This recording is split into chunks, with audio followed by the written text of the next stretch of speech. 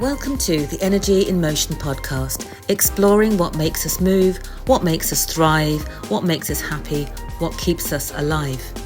I'm Susie Rowland, a mother, writer, poet and founder of the Happy in School project. As humans, we are emotional beings, literally energy in motion, which each of us express uniquely. Our energies influence everything in our lives. Join me in conversation with an eclectic range of guests using their energies to powerful effect. Tune in for the first series of Energy in Motion podcast. You'll find the Energy in Motion podcast on your favourite digital download channels. I can't wait for you to tune in and relax and enjoy the sound of Energy in Motion. Rose Carter, welcome to the Energy in Motion podcast. It's lovely to have you on board. Energy in Motion is all about how we put our energy into action, generally how we live our purpose really on this planet. So I'm really keen to hear from you how you're feeling today and what brought you into the world of special educational needs and disabilities. So I've always been different. I've always been, oh, she's a bit mental. She's lovely, but she's a bit mental. That's my label. Okay. So I've always been different, and I did everything topsy-turvy. I didn't come out of school with any qualifications because I used to stay on the bus because it was too much, or I was doing other things. I was distracted. And then I was 19 and I went back to college and I got my GCSEs. And then I had my daughter, did an access course, and then I started my first degree. And I had my son in the middle of that. Everything's topsy-turvy. Oh, And then yes. after that, I knew that I wanted to teach, and I seem to have a natural affinity, and that's just, I seem to be able to give over information in a way that maybe lecturers couldn't. Yeah. Which did annoy the lecturers at the time, but that's just the way that I am. And so I went and worked in school for a year, and then I trained to be a primary school teacher. So I did a PGCE. And then I was in the system doing what I was doing for years. And I was seeing after about 8 years, I was tutoring a little bit on the side, some friends' children. And it was always the children who were now known as neurodivergent. Then they were known as difficult, troubled, challenging, annoying. Naughty. Oh yeah, all of those. And I could see that actually with some support, they were none of those things to start with, and they could flourish. And it all came to a head. And I was teaching this mixed year group class, and it was a pretty heavy class, and it had some challenging students in it. And I was making sure that all of the students were okay. There were lots of things that had happened with the families and all the rest of it. And the head teacher was looking through my books and said, "You are dealing with the children you're caring too much about them. You are not marking their books in the right coloured pen and giving the feedback in purple." Sorry. Okay, excuse me. Sorry. Right. So the pen colour matters. They're 7. Okay. They're going to look at the colour of the pen. They're not necessarily going to be able to read the extensive feedback and then be able to reply to it in green because they're 7. And he didn't really like my answer to that. So I then started Inspires Tuition, and I Wow. was carrying on, and I was getting well known in the community for working with children and young people who needed additional support. Is that in Not Oxfordshire or? That's in Oxfordshire, yeah, just locally. And word Yes. got around, and I was doing quite well, and I was just on my own, tootling around, doing quite well. COVID hit. Yes. I wasn't a builder or a plumber with a van. So I couldn't go into children's homes or schools. Ah, so I went and worked at Sainsbury's, stacking shelves, because I was a single mum and needed to put food on the table. And my mm, children are also neurodivergent. yes, yes, So I did what I did, and that gave me the time and opportunity to think about what I wanted to do. Really, this is what I want to do. And I want to build this not just for the children that I can teach, but for children everywhere, as many as I can. And if I'm on my own, I can only help so many. But if yes, I get other people and train them, then we can help more. yes. And that's how it evolved, like a phoenix out of the flame. So that was the genesis of Inspired. It inspires tuition limited. So inspires tuition just me pootling around, and then that. So it was Yeah, just me, and I got all of those years of experience, and yes, then I kind of built it, and then and it's doing very well. We're well known in Oxfordshire wonderful. because um because we're known to we care. We Yes, yes, genuinely care about, and actually the Inspires approach, which is an umbrella at in the handle, it's got care running right the way through it because that's the most important thing. we Because if can. the children know that you care about them, the young people know you care about them, Mm, you're halfway there. They absolutely, can't learn. They can't. Nobody can learn if they're feeling and unless they're feeling happy, safe, and secure inside. If you're absolutely. unhappy and you feel unsafe and you feel sad, then you can't learn anything. So Mm, we make them feel happy again, really. And then their mind just opens like a flower mm. and they can learn very, very quickly. Yes, It's an yes, amazing thing to yes. witness. Honestly, it is the best job in the The world. world. So I hear your passion, and so tell me about the situation of children in your borough who are out of school, the emotional based school avoidance, because that is a big issue across the country. I've written a book called "I Can't Go to School," and Yeah. the key thing there was really I did the research because we had the situation where my own son wasn't able to go to school for over a year, not uncommon. And there was change between the EHCP and what was before the support that came before that, the statement. So we were in that, we fell between that. Schools weren't right. COVID hit, so we ended up, I had to leave my job. And, like you say, you do what you need to do. So I had some time to write the book and do the research and speak to lots of lovely families who shared their experiences on what on earth was going on and why their children were able to go to school. And one of the key things was, yes, a lot of them are neurodivergent. But the second thing was that it seemed that the environment in school was really hostile, really hostile. And finally, there were some teachers, sadly, who didn't entirely understand neurodivergence and saw the child's, in many cases, really clear explanations of what was going on for them as excuses.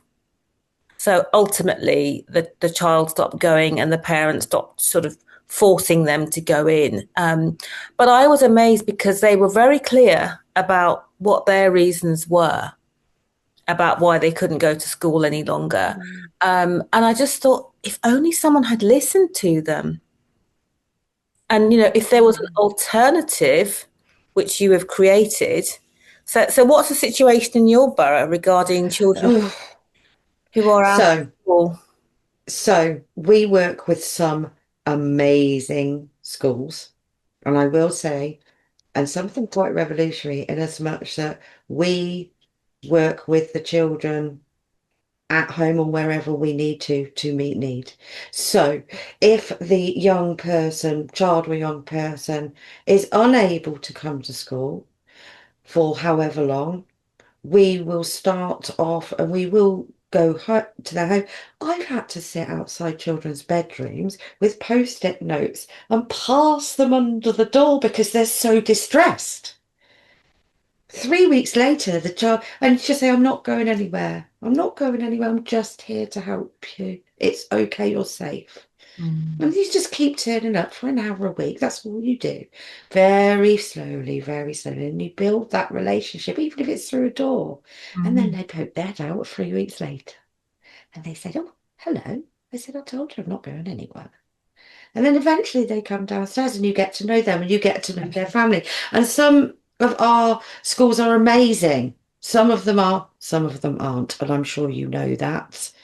But and we work with schools quite intensively to help them. And the local authority, however, are a different kettle of fish entirely. Explain. So they just ignore. They ignore and they ignore. So, for example, a young person, lots of young people I know leave school at 16 because we go right up to 18, 20 if need be. Because they haven't reached the qualifications that they needed to stay in sixth form, they would come to school on a part-time basis once we'd managed to get them very slowly in. Mm. And they would see us in school. So we would do the full transition if that's what was needed. But Mm. because they couldn't get the qualifications to go to sixth form, they said the local authority, the school won't do anything with them.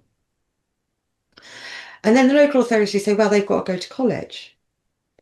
And I've tried with several students that I know have said, but they can't go to college because it's an unfamiliar place. We need to work with them a little bit as they're safe people. We need to work with them a little bit more Mm. to be able to transition them then to there. Oh, well, they can have a taxi. No, because that means them going with unknown people in a taxi and people they don't trust. Mm. So if you just let us work with them for a little while, funded through their EHCP, if you let us do that, we can then probably help them transition as much as possible. Mm. And build a relationship with the people at college as well. And That's right. So we can do that whole transfer and transition. yes. Nothing. Nothing. Refusal from the local authority to even acknowledge it Mm. across the board. And it is soul destroying for us as Mm. practitioners that the parents contact us and say the young person really Mm. wants you to work with them. And they've gone through all of the Mm. different people that the local authority have put in place who don't work. Mm. Because we know lots of people have set up provisions because they think it's a quick buck, because they Mm. think there's money in it. Mm. They don't do it for the right reasons, and we know that. Mm. And lots of um, I got a lot of alternative provisions up and down the country a couple of weeks ago on Friday at a convention. Mm. And I got us all together, and we're good quality provisions, and we Mm. do the best work that we can for children and young people. But there Mm. are it needs to be much, much more regulated. Regulated. I have noticed in the last 5 or 6 years, there certainly seems to be, when I look on my social media, like an explosion of alternative provisions, all over the place, different credentials, different models, different entry requirements, the whole thing. And you think, Yeah. I mean, and some of it looks very good and very slick. The marketing's very, reassuring. Isn't it? If I were a parent and I was in dire need and desperate, and I've had all the horrible things that I know happens, as well as I'd probably give them a second or third glance Mm. without, and also because they're new, they haven't got any Ofsted, you Yeah, know, they haven't got any experience. They haven't got any governance. They haven't yeah, got. any of the guidelines. They haven't got anything that it takes. Now, the government have said that every local authority must have an alternative provision, a registered alternative provision list. Registered, yes, exactly. Yeah. So some local authorities are very good and will check everything. Some local authorities just say, "Oh, throw us a policy, you're fine." Mm. And they're putting the most vulnerable And children that, and young I mean, people at these people's hands. I would like to think that the people that are setting them up and staffing them have to go through certain rigid criteria in terms of safeguarding and all of that kind of thing as well. It is not a legal requirement, That's very concerning. is it not? Now, those of us who know what we're doing tick off every single box and make sure we're over, Mm, well over. We run like mini schools effectively. mm, We can't be Ofsted registered. There's not criteria for us. mm, So we want to be, but we're mm, not schools.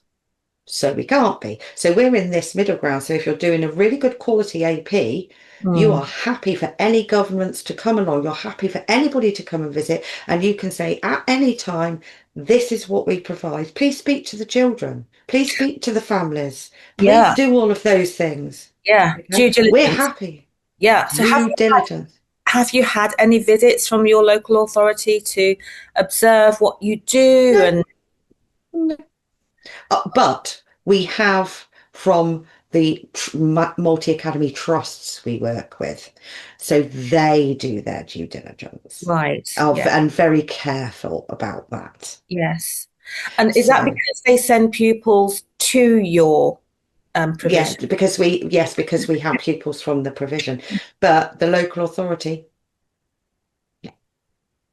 no, So as a parent, what assurances do parents get if you're at your wit's end? Because then you have the whole EOTAS thing. Is your child at home because they want to be, or because you want them to be, or because you're stuck between a rock and a hard place? yeah, that's So, as part of what we do, part of what I do is I support parents every step of the way and children every step of the way. We are fully inclusive. That is what we do. And the good APs, that's what we do.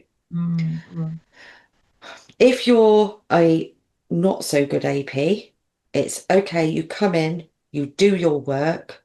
It's no different to school. And then the children eventually refuse to go there too.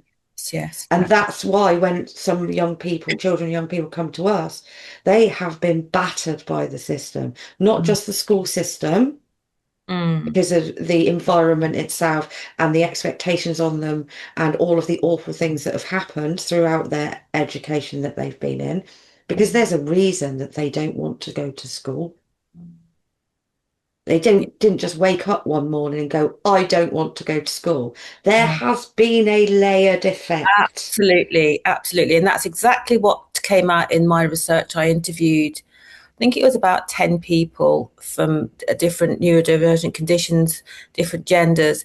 And you're absolutely right. By the time they have that morning that parents are dreading, they cannot be cajoled, persuaded, No, of course they can't. bribed, whatever.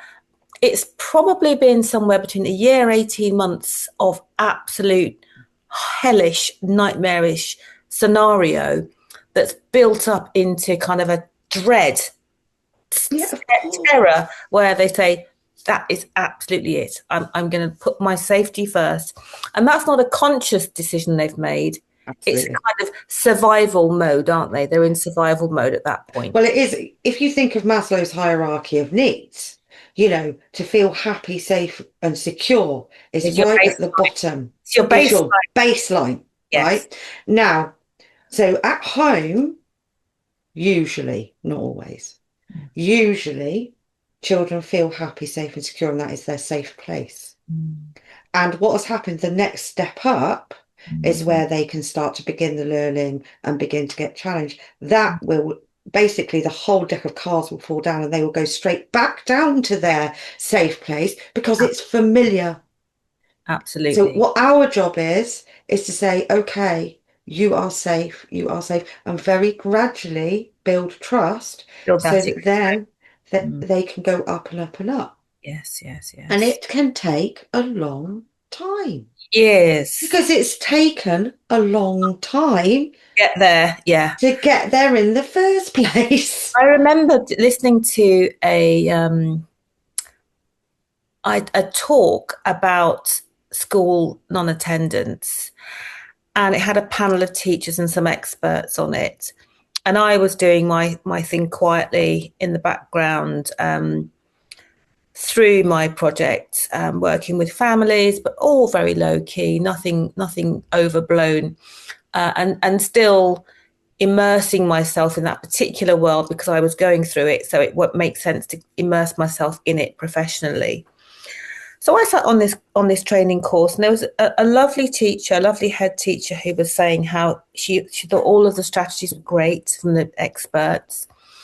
And she thought that, once it had all been applied and everyone had agreed the strategy and signed up to it, that children could be back to school. I think she said something like, within half a term, or Mm. 12 weeks, 3 months, something along those Oh lines. no, they're still And, floating about the 12 weeks. and she was actually what I perceived as a really intelligent head teacher.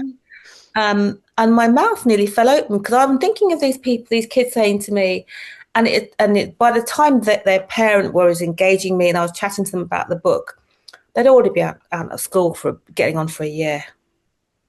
And it took, from my experience, at least another 6 to 12 months for them to be back in a setting, whether it was the same one or not. So about 2 years altogether. Mm. And I'm thinking, and I heard her say that, and I thought, did I hear that correctly?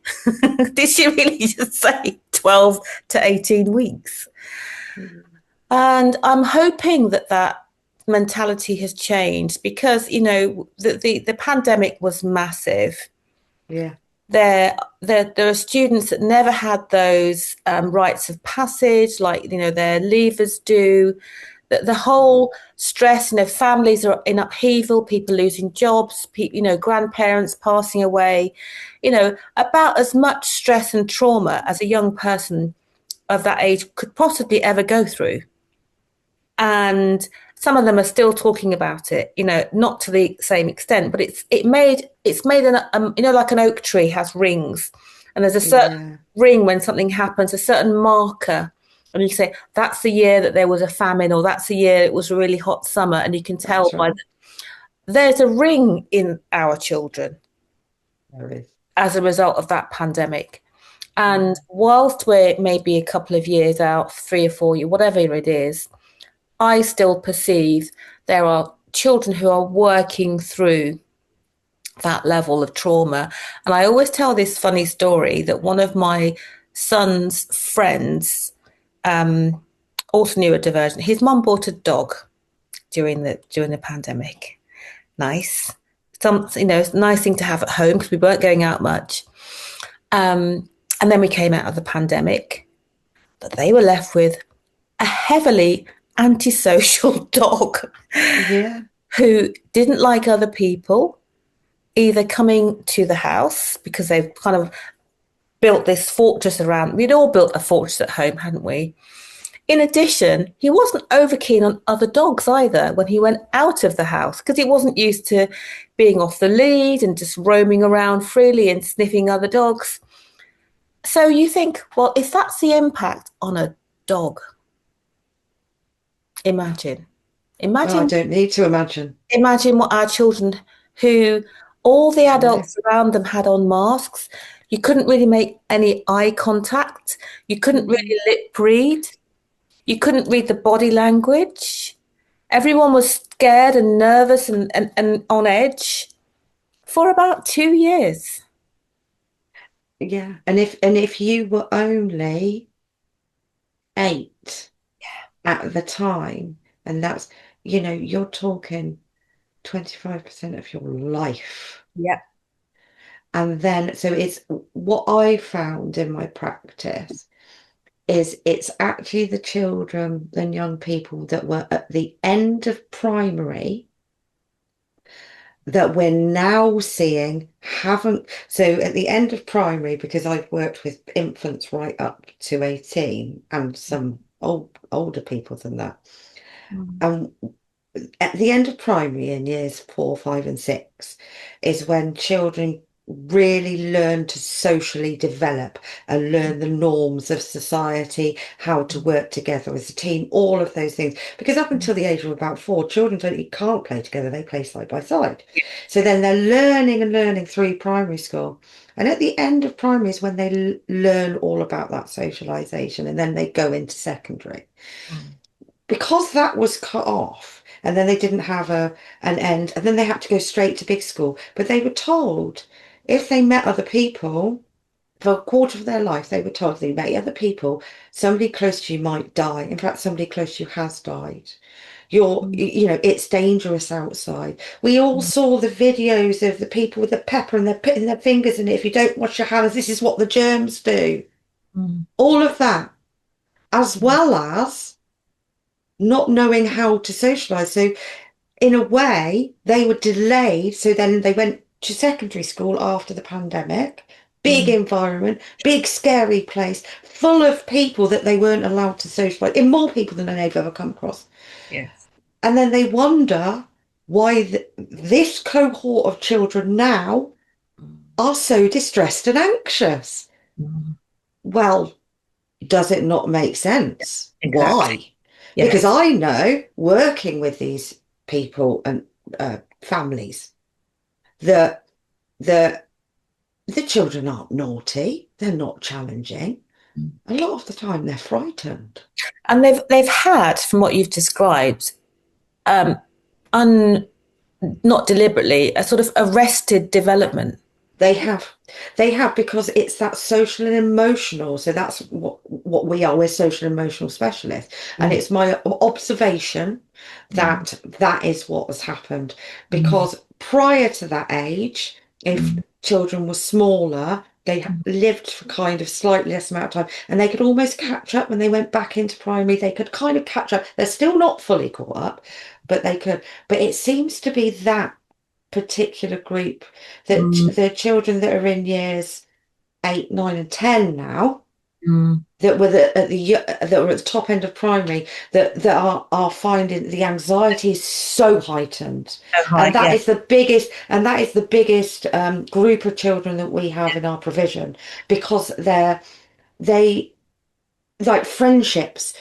Teenagers are particularly difficult with friendships anyway, but a Yeah, neurodivergent young person who has been exactly. isolated for many years, plus, and not then having any societal norms.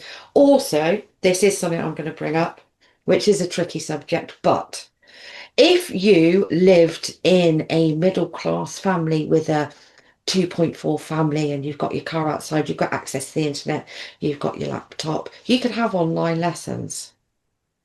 If you were living in a fourth floor flat and mum was having to do 2 cleaning jobs to be able to make ends meet, and you were sharing a bedroom with your 3 siblings, you had no internet because you've got no money, and you are going and you were having to look after your siblings all day, every day when mum was at work, Mm. what is that going to do? Mm. And Mm. that's what people don't think about. There's a whole demographic of Mm. vulnerable children Mm. that is layered on top of Absolutely. The neurodivergence or the the mental. neurodivergence Yes. with the mental health, Yes. coming from a vulnerable family in an area of deprivation. We also know statistically it's proven that domestic violence was extreme Mm. during lockdown. That means that there is a whole generation of children that witnessed stuff that We've we experienced TV. Yeah. Yeah. Yeah. like. Exactly. So we know that. So it's a cauldron of bubbling. Cheers. And so that is why we work so hard with the children and families, because if we don't do it and pick up the pieces, Yes. what's going to happen? Society in 10 years' time. Yes, and I think you make an excellent point in terms of the socioeconomic impact of Yeah. something like that, because And then we get into the whole issue of intersectionality. You've got, as you say, Yes. you may have neurodivergence, you may have race, you may have poverty, you may have domestic violence. You've Yeah. got maybe blended families, different cultural groups living together side by side, and then we go into things like the arrested development. What does that impact? How young children interact with each other. So you might get into Yeah. more fights. It also impacts on your ability to make friendships. So your social skills are poorer. So you may have less of a network around you. Your literacy might be impaired as well because of all the things you mentioned about the lack of internet and your parental care not being there. So you kind of have to bring yourself up. So Yes. if you've brought yourself up, then what are you expecting of me? Now all of a sudden I have to do everything I'm told and be in this place at this time and sit this way and look this way. I'm not doing it. Well, why would you? When I've been so as at the age of 13, I've had to look after my two younger siblings and make sure they're fed and watered and everything. But I've also had to occupy them because we're not allowed to go anywhere. Yes, And I've exactly. had to make sure that I can cook dinner for them and all the rest of it. And then a year later, I'm expected to go to school. Like Yes. everything's Yeah, fine. everything's okay. Yeah. And I can't wear my comfy trainers that Yeah. I've been wearing for 2 years and my tracksuit, which makes me feel happy with my hood up because it Yeah. makes me feel happy, safe, and secure. I'm not allowed to wear any of that. I have to wear some hard shoes Yes. and I And have to wear a scratchy jumper yes. and I Yeah. have to do all of these things to try and fit in, but I don't feel like I fit in anyway. So going back to why children are out of school, um, Mm, uniform came up in the conversations that I it had will do. with young people. Um, More with girls for obvious reasons. Their body might be changing. Sorry, they might want to feel more covered up. They may have entered puberty and not want to, whereas on the other hand, you get those that are more mature and more confident and those that are less so. So it kind of forces you to pick a side, doesn't it? And you may not be ready to do that. So that came up, and what also came up was how they were treated in class. So I actually found this most interesting, and it wasn't just one young person; it was a couple of girls who mentioned that the teachers were aware of the boys' demands, the extroverting behaviour, whether or not they were neurodivergent, they were boys. So they would make demands, they would disrupt the lesson, they would be louder, bolder, braggier, funnier, boys being boys. So this particular girl who happened to be autistic and highly motivated, wanted to do her work, was put between the boys. I don't know And why. the objective was to To calm the boys down. calm them down. And because she really is, a chess piece just So to be plonked in the middle. guess who came off worst in that scenario? She ended up And not going. She ended up dropping out of school. Highly intelligent girl, what a huge amount shame. of potential. Exactly. And when you're in scenarios like that, I kind of understand that I've got teachers in the family that you kind of have to do what works. You've got 30 kids and you're trying to navigate all of this and you've got the curriculum to get through. I get it. But I do think it's really unfair to use young girls as a kind of behavior management tool. Well, you shouldn't. Because it's not behaviour management by plonking a girl in between two boys. Actually, what you need to do is to get to know what makes the young people tick, and then you can sort out accordingly. Actually, this person can work with that person, that person. Actually, is that going to meet that girl's needs if she snaps next to a really boisterous boy who's shouting in her ear? Or actually, but a lot of it is to do with the language that you use around children and young people, because people use really unpleasant language. You Mm. know, the well, I need you to do this. Why aren't you doing this? I am telling you now this needs to be done. Mm. That level of aggression. Yes. And then, all of that kind of thing. Mm. It's also about making sure that the child or young person is feeling happy, safe, and secure with you as a person. Now, Mm. that it's not a difficult thing to do in a class, and it's not about behavior management. There shouldn't have to be behavior management Mhm. because you should have the ethos in your classroom that actually you are happy, safe, and secure here. I Mm. don't ever have to have behavior management, and So, I do work with some of the high risk, yes, yes, dangerous. yes, yeah. So it's about building those relationships because I think that It's what about, happens is that I perceive, and it's a funny thing. I did some training. There were lots of women on the call, and they were lots of speech and language therapists and behaviour specialists and consultants, etc. And I did actually say, which went down like tumbleweed. Where are all the guys on the call? yeah. Where are the guys in education? It's a controversial point, I know, but I think that sometimes that there is a level of fear in female teachers of the prepubescent, the teens, the sort of 12, 13s. I was in a school a couple of weeks ago delivering some training, some online safety training, and the support in the class basically allowed the boys to do exactly what they want, which is kind of run at the desks and gamble over the Mm. table while I was trying to give a presentation on internet safety. And yes, it was at an SEMH school, but at the end of it, I was absolutely shattered. And so I said to the support, "What just happened?" And the response was, "Oh, the year eights are always like this." And that worries me because I said, well, I wonder whether some of these young people, as they are now, in a couple of years' time, they might be going to the local young offenders because some of the things that I observed, the behaviours, the language, the attitude to a stranger coming into the classroom, it was like they were trying to impress, but it was also like that was their benchmark as well. And then I thought, but all of the female, with no disrespect to them, they're doing a really tough job and it's draining and it's under resourced and all the rest of it. But it was like this behavior is okay because no one's saying anything, nothing's happening. So it carried on throughout, Mm. and somehow I got to the end of the training, and I did say, but that they said that was normal. So, but that's using a behaviorist model of education. Behaviorist models of education came in A long 50 time. years ago, Yeah, right?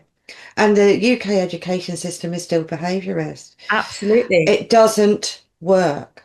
If Yeah, you're in this culture post COVID, it does not work. You must use the relational methods. yeah. The relational methods are proven to work. So, what I would have done in that situation, firstly, the young people would have known me. Secondly, there would have been scheduled movement breaks so that the young people with an allocated adult, okay, Bob, Joe, Jeff, and Fred, okay, they actively can only concentrate for 10 minutes at a time at this Mm. point. And little Joey over there has had a very traumatic morning. Okay, so okay, Sophie, could you at 10 past 10, could you just take them out just to Mm. go for a walk Yes, and to yes. re-regulate? So you wouldn't say the word re-regulate, but that's what she would know that you meant. Also, if it's an SEMH school, was there a box of malleable stuff that they could use to help them re-regulate? Were Mm. there bands round the bottom of the chairs so they could have the sensory feedback? Were Mm. those strategies and physical apparatus available so that then they could regulate their own behaviour? Because it's not my job to regulate them, it's Mm. my job to teach them how to regulate themselves. Yeah, yeah. That's what needs to happen. Yeah, And I then think lower maybe to co-regulate, to show and tell how of to. course, a scaffold, of course, at first, and it takes a long time, Yeah, but yes, but that is how it works. That is teaching yes. when you're working with students, social, emotional, It's such mental a health, and pity. it works. And I think, and I see the teachers, the staff that have that relational approach, and how much better they can It's do with that kind of understanding and conversation. And rather than every conversation be a tell off or a shout, it's a question or a curiosity or, an offer of help. and then Uh, you've got that positive language. yes, yes. And also with a nice, relaxed tone and Yeah, yeah. Yeah. And on the flip side, I went to another school, similar sort of positioning around the children, very different, yeah. absolute joy. So it just shows me it can be done. Oh, it can. I do it. Done. And I really wish, and it's a real pity because those children who aren't in those environments, their future is being, you know, taken from them, really. It is. I think that there is a movement. I myself I'm starting a movement, and we're meeting up regularly, alternative provisions. There are now guidelines for alternative provision. It's not legal precedent, but there are guidelines. Yeah. So, from a parent's point of view, Yes. they could become familiar with the guidelines. They're on the DFE website, and Yeah. they could then ask those questions like, can I Yeah. see your safeguarding policy? What happens if a child absconds? What do Mm. you do? Do you have lone working? Can I Mm. check the DBS records? Well, not check the DBS records, but have I got a letter of assurance to Yes. show what your safer recruitment is like? Can you Mm. give me that letter of assurance? Because if you're working with local authorities and schools and any big authority, you go into a school, you have to have a letter of assurance to Mm. show so that I can say, okay, my staff have got DBS, safeguarding, references, prevent training. I'm the DSL. This is my number. Da, da, da, da, da, da. Is there a designated safeguarding lead? Are they paediatric first trained or first aid trained? All of those things Mm. you can just ask Mm. because it's your child and your child's welfare. And any alternative provision worth their salt will just be able to say, yep, I'll send them across to you tonight. Yeah, I'm going to put those links in the podcast for parents who are considering AP, as an option if they need to. I think it's important. It's important help, and because a lot of parents feel like helpless. Of course they do. They're already in a drama. Their son or daughter is in and out of school and being excluded and in and out, and this whole pupil to prison pipeline is a real It's thing. And it particularly for neurodivergent, we know the Yes, statistics prove that yes. there are a large proportion of men in prison now with ADHD. ADHD. I spoke to Sarah Templeton of ADHD Liberty a couple of Yeah. weeks ago on the podcast, and the work that they're doing there is amazing. Mm, But yes, ADHD is on rampant in our prisons. it is. And also there isn't much training there, but also any marginalised community, they're all there, in Yeah. their shed loads. So I think I'll share those links there. But just Please do. And also there are SEND support groups. So people like me who run APs have alternative provisions. Obviously, I've started a CIC now for after school clubs that are inclusive. But as part of that, family support should be included in that because Yeah. it takes a village to raise a child. It's not just the child and the parents. It needs to be the education system. It needs to be the health system. It needs to be all of those things. Some of our families need food from a food bank. They know that they can contact me and I'll get in contact with food or a clothing bank or whatever. And so it's having that team. Now, the alternative provisions that I know that are good and care, which is what Mhm. we want, Mhm. will do that just as a matter of Yes. who they are. And also to do with, there's lots of different things that you can do to do with funding. Mm. And so if a child has anxiety-based school avoidance, um, and they're still on school roll, Mhm. then it is the school's legal obligation to Mhm. educate them. But above that, it's the local authorities. A lot of Absolutely. parents don't know that. Yeah, absolutely. So They don't. you've given a lot of information there about best practice and inclusion. So I think that's all really, really good stuff. So do you think that alternative provision needs a rebrand? I think that it's still classed as, oh, they're going to AP, so they must be the naughty ones. Mm. And I don't think that that's fair on the children. And I Mm. don't think that that's us that's fair because we actually support. That's Mm. what we do. Mm. We're a support. So it's now called non-school alternative provision. But then that means that you're stereotyping people. It has to be non-school. Well, Yes. actually, some families, some children and young people may very well want to be able to be transitioned back into school. Some won't. Yeah. And Some do. that's okay. That and some do. But it's Yeah. being able to have that flexibility to say, Absolutely. actually, what works best for this young person, Yeah. not And that's the something that whole cohort. isn't it? You would help them if they wanted to go back into the school setting, for Yeah, so we've got a thing called so the guidelines, the new guidelines that are coming out, that have been updated, are saying if a child is in a full-time alternative provision, it can only be for a maximum of 12 weeks. That's why when you were saying 12 weeks, I was like, oh, it's the 12 weeks. weeks again. Okay. Yeah. But if they're in a part-time alternative provision, they can stay for much longer. So what we do is we start at the 12 weeks. We say to the school, we don't make any guarantees. We say, we will work with this young person for 12 weeks on a part-time basis, not full-time, on a part-time basis, which then gives us the option to go for much longer. And at the Yes. end of the 12 weeks, so we'll have sort of catch-ups every week, really, because some of the children are very vulnerable. So, and we do reports and all of that kind of stuff. But at the end of that 12 weeks, which is a long term effectively, Mm. we then have a big meeting, a review meeting, and say, okay, what do we think needs to happen? Is this young person ready to go back into school? Not quite yet, but they've made X, Y, and Z progress because we follow a social emotional mental health curriculum.